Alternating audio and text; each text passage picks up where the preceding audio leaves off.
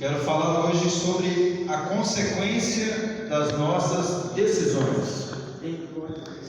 Saber que cada um de nós toma a cada dia muitas decisões, fazemos muitas escolhas, mas Deus nos orienta dentro da Sua palavra, para que nós possamos fazer as escolhas acertadas, de uma maneira correta, e assim certamente Ele nos abençoará. Os efeitos dessas decisões na nossa vida, as consequências, o que vai acontecer? Se eu tomo uma decisão certa, ela vai trazer um benefício para a minha vida. Mas se eu porventura tomar uma decisão errada, vem uma consequência negativa. E hoje nós vamos aprender com a palavra de Deus o que o Senhor tem para nos orientar acerca das decisões. Quantas decisões nós temos que tomar? Desde quando nascemos, vamos crescendo e vamos tomando ciência de coisas na nossa vida, nós começamos a escolher. Não é isso mesmo? Você, para sair de casa hoje, você deve ter demorado um tempinho para escolher uma roupa, como você viria, as mulheres aí, maquiagem, outras coisas, acessórios, e assim vai. Hoje nós temos um acessório a mais, que é essa máscara. Um escolhe a máscara preta, outra é colorida, e aí vai. Já tem outro item para nós fazermos escolhas e tomarmos decisões. Ok? Então, Deuteronômio 30:19. Amém? Você encontrou? Aqui Deus faz uma pergunta, aliás, Ele faz uma narrativa de algo que estava sendo proposto para o seu povo. E essa mesma proposta, ela serve para nós hoje. Ele propôs para o povo fazer uma escolha. E Ele disse que estava colocando diante deles dois caminhos. E Ele mostrou quais eram esses caminhos. E eu quero ler o texto e depois nós vamos orar ao Senhor para que o Espírito Santo venha trazer o conhecimento dessas verdades e venha nos trazer a luz da palavra de Deus, a revelação daquilo que Deus quer falar conosco.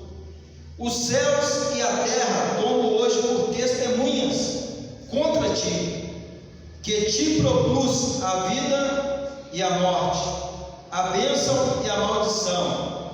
Escolhe, pois, a vida para que vivas, tu e a tua descendência. Vamos orar ao Senhor. Pai, nós te adoramos na beleza da tua santidade. Tu és um Deus tremendo e poderoso, um Deus que cura, um Deus que salva, um Deus que restaura, um Deus que transforma, um Deus que alimenta, que orienta, que discipula, um Deus que traz a sua vontade para nós e nos dá a oportunidade de escolher daquilo que é bom, daquilo que é certo, daquilo que é direito, e andar nesse caminho para que nós tenhamos vida na tua presença, que teu Espírito Santo já tem plena liberdade em nós. Comece a trabalhar em cada coração. Se alguém entrou aqui, meu Pai, necessitando de uma cura, você venha curar nessa noite, meu Pai. Se alguém entrou necessitando de uma libertação, meu Deus, em nome de Jesus, quebra todo o laço do inimigo, solta as amarras e as prisões e venha trazer libertação de vida. Se alguém entrou aqui, meu Pai, triste, abatido, meu Deus, você venha trazer alegria no coração, com a tua palavra, com a direção, com o Espírito Santo que renova em nós essa alegria, que nos dá força para vencer a cada dia no nome de Jesus. Assim nós oramos e cremos no poder do Senhor, em nome de Jesus. Poder sentar e aplaudir o Senhor mais uma vez.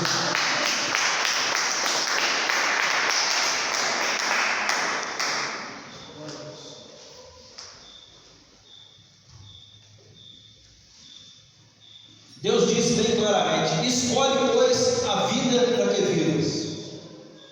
Diante de uma situação como essa, Deus coloca diante do seu povo ali dois caminhos.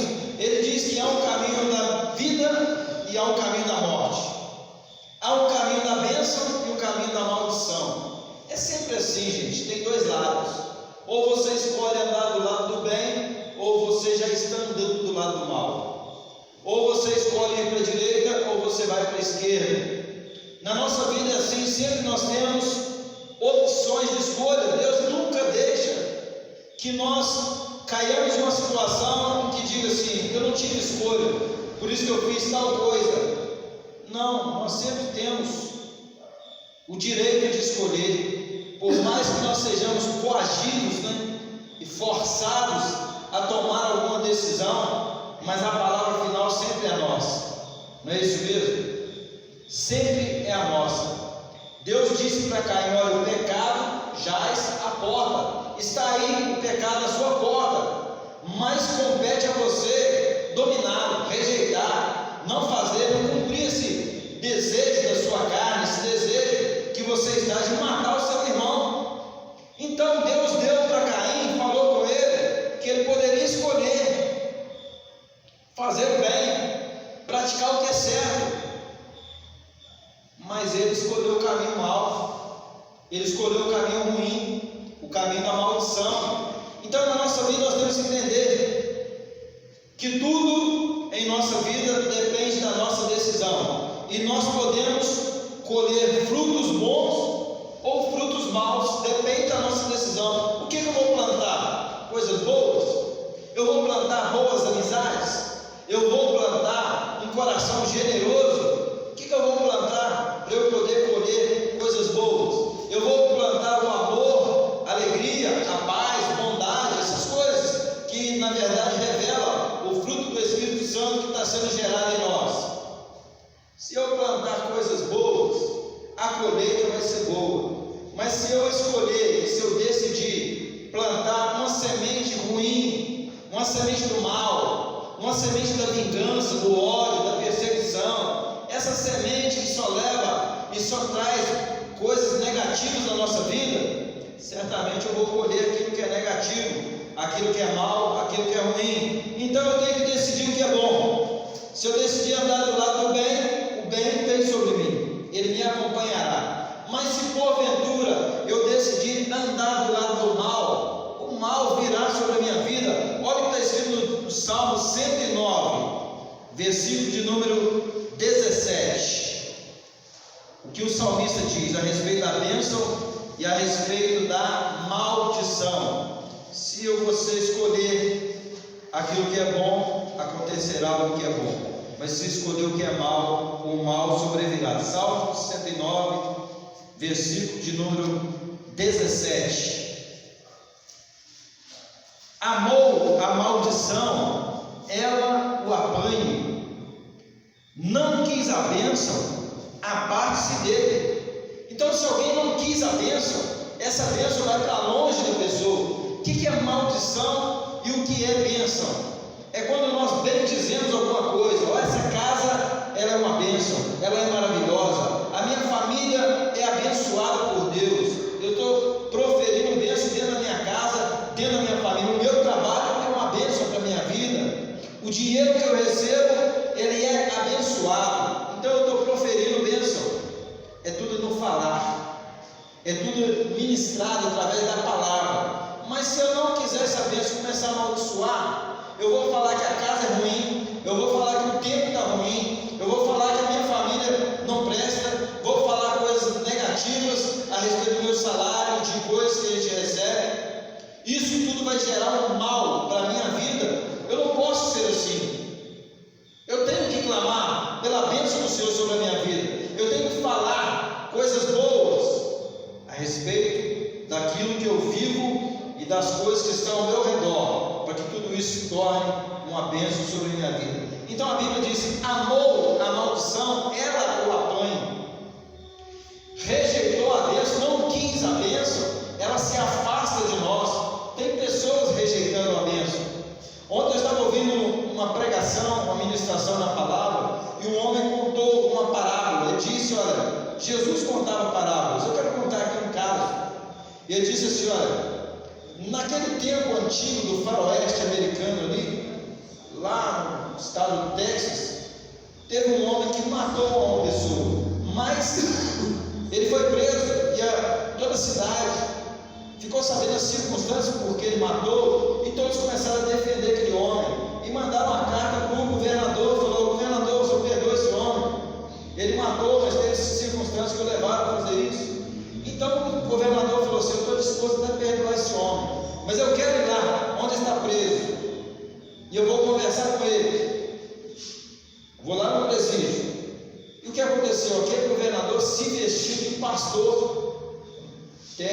paletó, né, tudo assim, certo, gravado, pegou uma Bíblia e falou: a carta da absorção dele eu vou colocar aqui dentro da Bíblia e vou conversar com ele. Se ele quiser aceitar, eu vou entregar para ele e vou absolvê-lo desse crime. E o que aconteceu? Aquele homem chega ali no presídio e o carcereiro vai até a cela onde estava preso, o rapaz, falou com ele: olha só, tem um pastor que veio aí te visitar, e ele quer conversar com você. E o homem lá na cela já gritava e falou: eu não quero falar com esse homem. E xingava, praguejava, fazia muitas coisas, falou: eu não quero falar com ele. E aquele pastor, que era o governador, vestido de pastor, se aproximou dele com a Bíblia e falou: olha, eu tenho para você aqui, está aqui dentro a sua absolvição. Mas aquele homem rejeitou: eu não quero nada com você, já disse que não quero conversar. Então o homem saiu e foi embora. E no dia da sentença dele, foi condenado à morte, né? Eles deram uma palavra para aquele homem.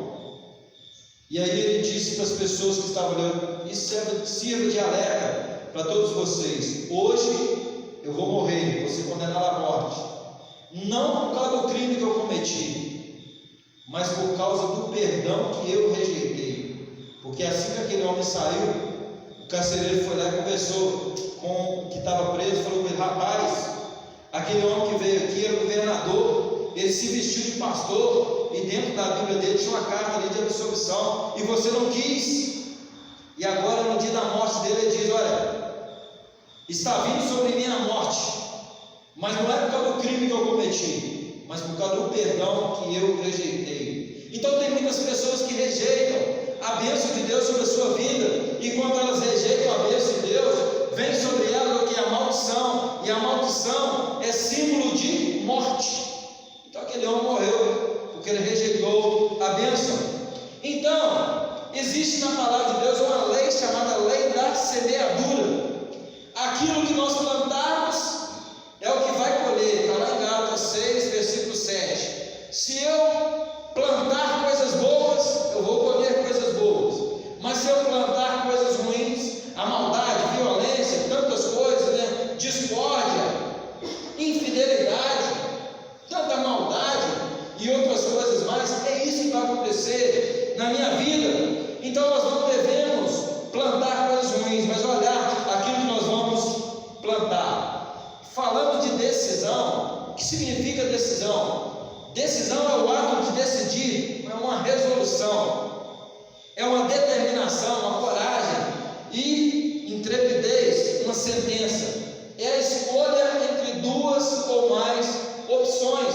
Então sempre vai haver, como eu já disse, condições de nós optarmos em fazer o que é certo, em fazer o que é direito. Muitas pessoas decidem coisas erradas, depois eles acham melhor, ao invés de assumir a culpa, colocar a culpa em alguém. Eu fiz tal coisa errada porque alguém me induziu, me forçou a fazer isso. Eu só fiz isso porque eu estava andando com uma pessoa errada. Tá certo? A Bíblia diz, né, que as más conversações corrompem os bons costumes, é verdade. Mas se alguém não quiser fazer o que é errado, ele nunca vai fazer.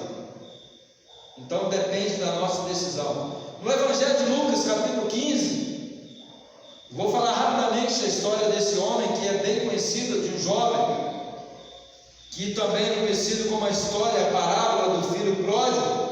Mostra as decisões que esse rapaz tomou, duas. A primeira foi a decisão errada. Qual foi? Foi quando ele pediu a parte dos bens que cabia a ele e decidiu sair da casa do seu pai. Então ele pediu os seus bens e o pai repartiu com os dois. Pegou o mais velho, deu a parte dele, pegou o mais novo e entregou a parte dele. Foi o maior erro da vida desse homem. Ele saiu da casa sem pedir opinião ao seu pai. E o filho deve ouvir a voz do pai. Em Provérbios capítulo 1, versículo 8 diz: filho meu, ouve a instrução de teu pai e não deixes a doutrina de sua mãe. Esse homem toma essa decisão errada, agiu precipitadamente. E a Bíblia diz em Provérbios 19:2 que não é bom agir sem refletir, E aquele que age precipitadamente, nisso ele peca. O pecado dele foi agir precipitadamente. Sabe por quê? Ele pediu o quê? A herança dele. A herança nós recebemos é quando quem vai deixar a herança morre. Em outras palavras, aquele filho estava dizendo: ó, meu pai para mim já morreu. Ele não disse isso claramente, mas na atitude que ele tomou, estava demonstrando que para ele o pai já não tinha nenhum tipo de consideração. Ele não considerava mais seu pai como seu tutor, aquele que estava ali para orientá-lo nas suas decisões. Então, houve uma decisão, mas houve também reflexos negativos por causa dessa decisão. Primeiro, que esse rapaz não era um bom administrador. Pegou os seus bens, poderia ter colocado ali no banco, na poupança, guardado uma parte, mas ele não fez isso. A Bíblia diz que ele saiu gastando tudo, dissolutamente, gastou todos os seus bens, dissipou tudo que ele tinha, não contou com o imprevisto, porque na terra para onde ele foi, ele saiu de um lugar distante, foi gastando tudo que ele tinha, e naquela terra começou a ter fome. Ele não tinha mais dinheiro, procurou um emprego, e a única coisa que ele conseguiu foi um emprego de péssima qualidade, para quem era judeu, que era ser cuidador de porcos. Essa oportunidade para ele foi algo ruim, porque desejava até mesmo comer as alfarrobas que os porcos comiam, no versículo 16, está escrito, mas nem isso lhe dava para comer, então ele estava morrendo de fome. E aí acontece algo extraordinário na vida dele. Eu creio que é a ação poderosa do Espírito Santo, que a Bíblia diz que convence o homem do pecado, do juízo e da justiça. Nesse momento, ele cai em si, ele começa a refletir e se lembrar da casa do seu pai. Era o lugar onde ele estava antes de tomar essa decisão errada. E ele diz: olha, eu vou voltar para a casa do meu pai, eu vou dizer para ele: meu pai, eu pequei contra o céu, pequei contra ti, eu não sou digno de ser chamado seu filho, mas ele me recebe como um dos seus trabalhadores, porque ele falou: olha, aqui eu estou morrendo de fome, mas lá na casa do meu pai até os trabalhadores têm pão com fartura, todo dia eles tinham que comer, e esse homem não tinha o que comer por causa da sua decisão errada, e estava ali de uma situação terrível. Mas ele tem uma decisão agora, ele toma uma atitude de voltar para a casa do meu pai. Muitos têm deixado a casa do pai, e aqui essa casa do pai não é somente nesse texto, quando diz que ele tinha uma casa, uma fazenda onde ele morava, mas a casa do pai também caracteriza a presença de Deus na casa do Senhor, aonde nós estamos hoje. Muitos têm deixado a casa de Deus, aonde tem dons, tem revelação, aonde tem milagres, tem maravilhas, aonde tem o poder de Deus, tem todo o suprimento necessário, tem o pão que nos alimenta, tem a palavra de Deus, tem o poder de Deus para nos impulsionar, nos motivar a cada dia viver na presença de Deus. Mas muitos têm deixado, querem viver os prazeres do mundo lá fora, querem experimentar o que o mundo está oferecendo, está gastando tudo que ganhou, tudo que recebeu lá fora, no mundo, se perdendo. Mas chega uma hora em que aperta o coração, porque a pessoa vai se ver numa situação tão ruim, que ela começa a lembrar da casa do pai, e ele vai dizer: olha, eu era feliz e não sabia, não é isso? E ele quer voltar para a casa do pai. E aí que é o lado bom da coisa, porque quando quer voltar para a casa do pai, ele vai encontrar um pai amoroso, um pai que é perdoador, um pai que está ali ansiando pela volta do filho, como foi o caso desse rapaz. Ele voltou-se, ele lembrou-se da casa do pai, decidiu voltar, e não ficou somente na proposta, porque tem muita gente que fala: a partir de amanhã eu vou mudar, a partir de amanhã eu vou voltar para a casa do pai, a partir de amanhã eu vou ser uma pessoa que vai ter mais compromisso com a palavra de Deus, eu vou ser alguém que vai honrar o nome do Senhor, eu vou viver uma vida diferente, estou arrependido dos meus pecados. Tem gente que só fala, mas o falar, ele chama até a atenção de Deus, mas o que realmente agrada a Deus são as nossas atitudes conforme a vontade e o querer dele. E esse rapaz volta para a casa do pai, ele tem uma atitude correta, e ele voltou para a casa do pai, em meio a dificuldades, em meio a situações difíceis. Deus nos mostra a saída. rapaz era reconciliar com seu pai. E a saída para quem está perdido no pecado, para quem está vivendo uma vida amargurada, uma vida triste, uma vida de sofrimento e de dor, é voltar para a casa do pai, porque na casa do pai tem alimento, tem pão, com fartura, tem aliança com Deus, tem a provisão do Senhor. Ele volta para a casa do pai, ele planejou a sua volta. Foi o momento da segunda decisão que ele toma na sua vida, e uma decisão acertada que agora vai trazer benefícios para ele. A primeira decisão foi errada, só trouxe consequência negativa, dor, sofrimento, perdas e tantas coisas ruins que aconteceram com ele. Mas agora ele toma a decisão certa, ele volta para a casa do pai, ele recebe do pai a aprovação de que ele agora era um filho que estava sendo chamado, recebido de volta. E o pai disse: olha, esse meu filho estava morto e reviveu, ele estava perdido e foi achado, vamos fazer uma grande festa, traz o bezerro cevado, põe um anel no dedo dele, anel, aliança com o pai. Ele diz: coloca roupas novas nele, revestimentas agora que estavam caracterizando a limpeza, a pureza, caracterizando santidade na vida desse rapaz. E ele diz: calça seus pés com sandálias, proteção. Então olha só, o nosso Pai, que é o nosso Deus, Ele faz assim conosco quando nós tomamos a decisão certa de estar na presença dEle, de não abandonar a casa do Pai, de não querer sair para este mundo experimentando os prazeres que esse mundo pode oferecer e que oferece dia após dia. Mas nós temos que ser perseverantes na presença do Senhor e resistir a essas propostas e não aceitar. Parece que é uma coisa boa, mas e o final? E a consequência? O que vai dar? Tem prazeres, né? Bebida traz uma sensação, não vou dizer que é ruim, é boa naquele momento, mas e as consequências depois? Escraviza o homem, tem o poder de escravizar, de anular a nossa vontade, e ficamos presos aos vícios que esse mundo oferece. Então as decisões erradas geram consequências ruins. Outro exemplo de uma decisão errada que gerou consequência ruim foi um casal que está ali em Atos capítulo 5, versículo 9. Ananias e Safira, eles decidiram mentir para o Espírito Santo. Eles venderam a propriedade e entraram em acordo entre eles, dizendo: olha, nós vamos falar que vendemos por tal preço. Só que eles haviam vendido por um preço muito superior. Eles entregaram só uma parte do lucro, né, da venda daquela fazenda. E agora eles trouxeram diante do Senhor. Vem Ananias primeiro, entrega ali e fala com Pedro: olha, aqui está a oferta da herança, da casa, da fazenda que nós vendemos. E aí se vendeu por quanto? Foi por tal preço. E quando ele fala isso, essa mentira que ele contou ao Espírito Santo, ele já cai morto. E ali aquelas pessoas que estavam ali pegaram ele e levaram para sepultar. Depois de 2 horas, passou um tempo, né? Parece 2 ou 3 horas.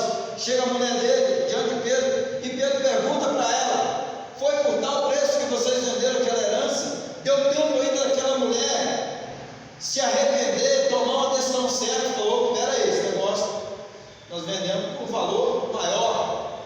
Poderia ter falado a verdade, ainda dava tempo, mas ela mentiu, porque ela tinha entrado em acordo com o seu marido para mentir ao Espírito Santo de Deus. E aí Pedro falou com ela, quando ela mentiu, que aqueles que estavam ali, os pés daqueles que tinham levado o marido dela para ser sepultado estavam ali, e a levariam também, ela caiu já morta também. Então olha só, decisões erradas trazem consequências negativas. No primeiro livro de Samuel, todos conhecem a história do rei Saul. Ele recebe uma ordem para aniquilar um povo, uma nação, os amalequitas. Ele não obedece à ordem, e aí ele decidiu preservar o rei, o melhor das ovelhas e o gado. E aí traz diante de Samuel, e Samuel já traz a sentença de Deus contra a vida dele: olha, você vai ser retirado do seu reinado, você vai perder a oportunidade que Deus te deu de constituir uma família real, de ter sequência, e todos continuassem sendo reis sobre Israel, porque você escolheu desobedecer a palavra do Senhor, você desprezou.